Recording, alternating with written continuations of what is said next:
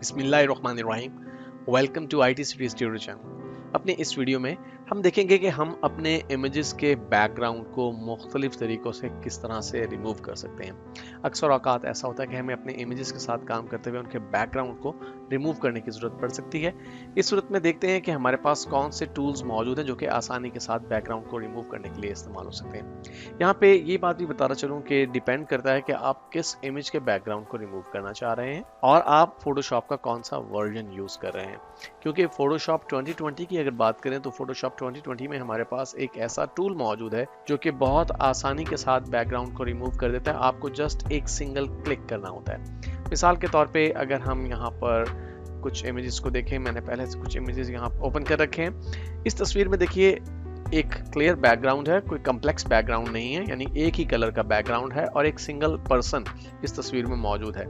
ऐसी तस्वीर में ऑब्जेक्ट को आइडेंटिफाई करना आसान होता है और हम बड़ी आसानी से बैकग्राउंड को रिमूव कर सकते हैं वन क्लिक के साथ। इसके लिए आपको इस लेयर का एक बैकअप ले लेना चाहिए। पहले Ctrl+J की मदद से हम एक डुप्लीकेट लेयर यहाँ पे क्रिएट कर लेते हैं और लेयर 0 को मैं फिल वक्त डिसेबल कर देता हूँ। अब मेरे पास लेयर 0 कॉपी इस वक्त एनेबल्ड और एक्टिव है। आपने प्रॉपर्टीज के इस पैन में जाना है और अगर यहाँ पे प्रॉपर्टीज पैन आपको नहीं मिलता तो आप विंडोज मेन्यू में जाके यहाँ से आप प्रॉपर्टीज पैन को एक्सेस कर सकते हैं। पैटर्न्स के बिल्कुल नीचे प्रॉपर्टीज का पैन मौजूद है, यहाँ से भी आप इसे एनेबल कर सकते हैं। ये जो ट्रिक मैं भी आपके साथ शेयर करने वाला हूँ ये सिर्फ फोटोशॉप 2020 या इससे आगे के वर्जन्स के लिए ही एप्लीकेबल होगी। और यहाँ पे प्रॉपर्टीज पैन में आने के बाद करना आपको ये है कि थोड़ा सा स्क्रॉल डाउन करना है। आप देखिए रिमूव बैकग्राउंड का एक बटन मौजूद है, आपने इस पर क्लिक करना है और दैट्स ऑल। फोटोशॉप इस तस्वीर को एनालाइज करेगा और देखिए कितनी आसानी के साथ एक सिंगल क्लिक के साथ आपने बैकग्राउंड को रिमूव कर दिया।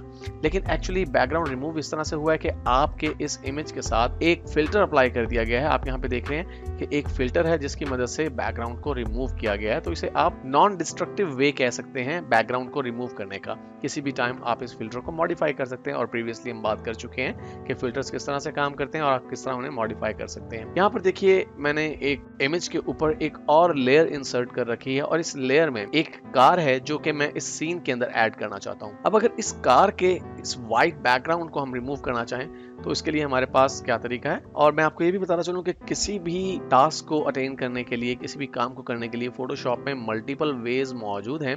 तो जरूरी नहीं कि किसी पर्टिकुलर वे में ही आप कोई खास काम करें, या आपकी अपनी प्रेफरेंस है कि आप किस तरह से किसी भी चीज को अटेन करना चाहते हैं। तो मैं थोड़ा सा जूम इन कर लेता हूँ इसे, ओके। और अब इस कार के जो इमेज है इसमें व्हाइट एरिया को मुझे रिमूव करना है। तो इस व्हाइट बैकग्राउंड को रिमूव करने के लिए हम जो टूल यूज करेंगे वो है मैजिक वॉन्ड टूल।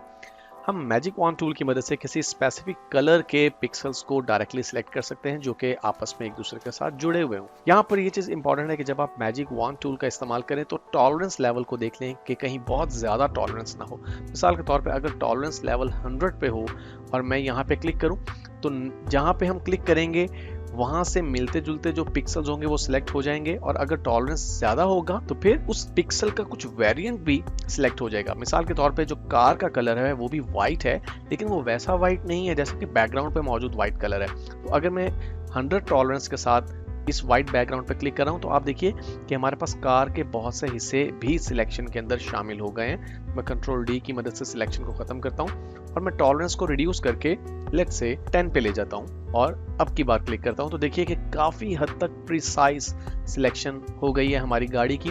सिर्फ गाड़ी के नीचे का जो एरिया है व्हाइट वो इसलिए सिलेक्शन में नहीं आया क्योंकि ये व्हाइट एरिया इस व्हाइट एरिया के साथ जुड़ा हुआ नहीं था। दरमियान में आप देख रहे हैं कि ये शेड आ रहा है ब्लैक कलर का। तो हम यहाँ से हमारे पास ऑप्शन है कि हम अपनी जो सिलेक्शन है उसमें एडिशन कर सकते हैं। तो ऐड टू सिलेक्शन का ऑप्शन अगर आपका सिलेक्टेड है तो आप इस व्हाइट एरिया पे क्लिक कीजिए और ये व्हाइट एरिया भी सारा का सारा सिलेक्ट हो गया। और अब सिंपली हम अगर डेल की प्रेस करेंगे तो आप देखिए कि कितनी आसानी के साथ ये गाड़ी अब इस सीन का एक हिस्सा लग रही है।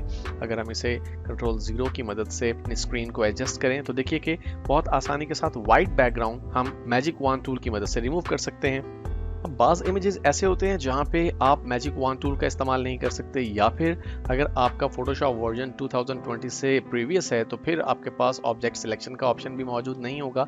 तो इस सूरत में हमारे पास बैकग्राउंड एरेज करने के लिए एक डेडिकेटेड टूल है जो कि बैकग्राउंड को एरेज करने के लिए ही डेवलप और डिज़ाइन किया गया है। तो आइए देखते हैं कि वो टूल किस तरह से काम करता है। हमारे पास यहाँ पे किंगफिशर का एक इमेज मौजूद है और हम इसे बैकग्राउंड से अलग करना चाहते हैं। अब इसके लिए अगर हम मैजिक वॉन्ड टूल का इस्तेमाल करें तो हमें मल्टीपल टाइम्स सिलेक्शन करनी पड़ेगी, क्योंकि आप देखिए कि हमारे पास जो बैकग्राउंड है वो डिफरेंट कलर्स के अंदर है। अगर मैं इस कलर को सिलेक्ट करता हूं तो सिर्फ यही पिक्सल्स सिलेक्ट होंगे जो कि इस कलर के साथ मैच करते हैं। मैं कंट्रोल डी की मदद से सिलेक्शन को खत्म कर देता हूं। अगरचे फोटोशॉप 2020 के अंदर हम ऑब्जेक्ट सिलेक्शन की मदद से बहुत आसानी के साथ इसे सिलेक्ट कर सकते हैं, लेकिन समटाइम ऐसा होगा कि आपके पास एक सिंगल ऑब्जेक्ट नहीं होगा, मल्टीपल ऑब्जेक्ट्स होंगे या बैकग्राउंड बहुत ज्यादा कम्प्लेक्स होगा। इस सूरत में हम बैकग्राउंड एरेजर टूल का इस्तेमाल कर सकते हैं और बैकग्राउंड एरेजर टूल को सिलेक्ट करने के लिए मैं ई की प्रेस करता हूं तो यहाँ पर एक्चुअली हमारे पास एरेजर टूल एनेबल हो जाएगा। एरेजर टूल के साथ ही हमारे पास बैकग्राउंड एरेजर टूल मौजूद है।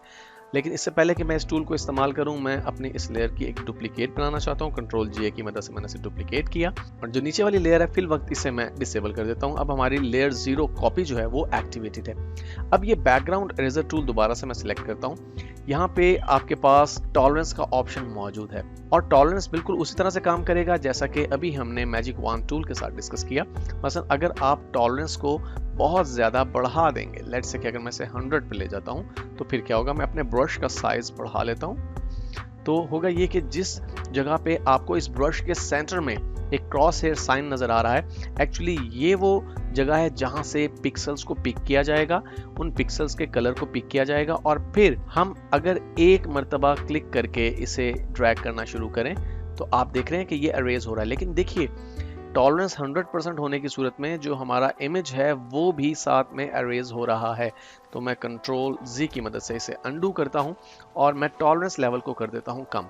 अगर आप टॉलरेंस को बहुत ही कम करेंगे, इस सूरत में अगर आप इसका इस्तेमाल करेंगे तो हर मर्तबा ये बहुत थोड़े पिक्सल्स को डिलीट करेगा। आप देख रहे हैं कि हमें बार बार सैंपल भी लेना पड़ेगा और ये बहुत थोड़े पिक्सल्स को डिलीट कर रहा है। तो मैं कंट्रोल जी की मदद से अनडू कर देता हूं। अब हमारे पास ये इमेज दोबारा से मौजूद है। अब आपने इस बैकग्राउंड इरेजर टूल को इस्तेमाल कैसे करना है, इसमें सबसे इंपॉर्टेंट चीज ये है कि आप टॉलरेंस को प्रॉपर्ली एडजस्ट करें। टॉलरेंस ना तो इतनी ज्यादा होनी चाहिए कि बहुत ज्यादा डिफरेंट कलर्स भी जो है डिलीट होने लगे और ना ही टॉलरेंस इतनी कम होनी चाहिए रिमूव करना बैकग्राउंड को मुश्किल हो जाए।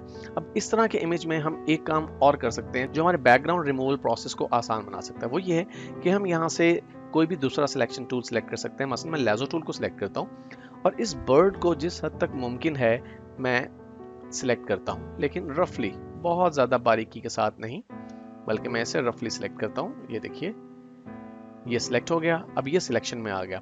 हम सिलेक्ट मेन्यू में जाते हैं और इनवर्स सिलेक्शन के ऑप्शन को सिलेक्ट करते हैं। अब बर्ड के बजाय बाकी का जो बैकग्राउंड है एक्चुअली वो सिलेक्ट हो चुका है। अब अगर मैं डेल की प्रेस करूंगा तो देखिए बैकग्राउंड का एक बड़ा हिस्सा तो ऑटोमेटिकली डिलीट हो गया। मैं कंट्रोल डी की मदद से सिलेक्शन को खत्म करता हूं और दोबारा से मैं बैकग्राउंड एरेजर टूल को सिलेक्ट करता हूं और यहां से अब मैंने टॉलरेंस को सेट किया हुआ है 10% पे। एक और चीज जो बहुत इंपॉर्टेंट है वो यहाँ पे आपकी सैम्पलिंग है। देखिए यहाँ पे सैम्पलिंग के लिए आपके पास 3 ऑप्शन है। पहला ऑप्शन है सैम्पलिंग कॉन्टिन्यूस।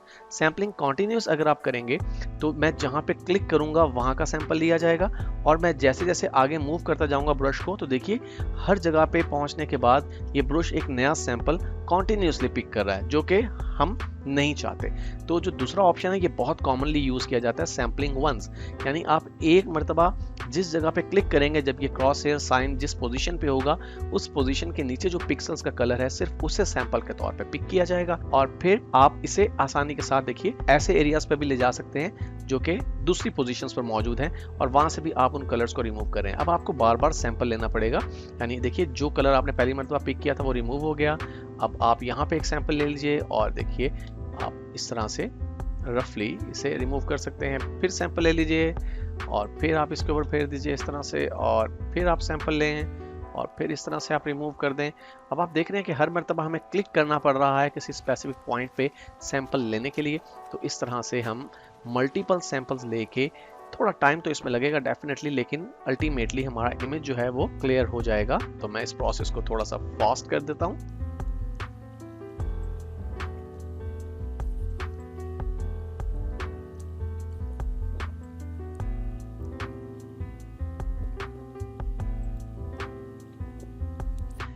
लीजिए हमारा बैकग्राउंड प्रॉपर्ली रिमूव हो चुका है। तो ये चंद एक मेथड्स हैं, इसके अलावा भी डेफिनेटली बहुत से मेथड्स हैं बैकग्राउंड को रिमूव करने के। अब ये आपकी चॉइस है कि आप किस तरह से बैकग्राउंड को रिमूव करना चाहते हैं।